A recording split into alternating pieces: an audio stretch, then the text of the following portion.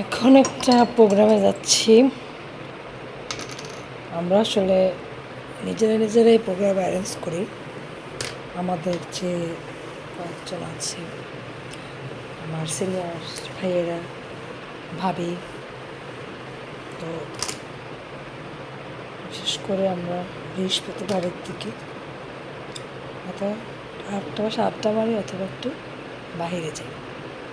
তো এখন বাহিরে যাচ্ছি, এই জন্য এরা একটু রেডি হয়ে নিচ্ছি। ল্যাংটিটা পরলাম জামাটার সাথে, চুড়িগুলো পরবো, এই কানের জিনিসগুলো পরবো। এগুলো আগে থেকে বের করে রেখেছি।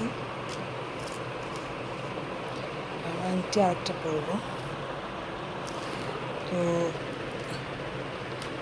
শুনেছি নতুন একটা রেস্টুরেন্ট এসেছে, তো সেটাতে আমরা এখন খেতে যাব। খোদা হাফেজ।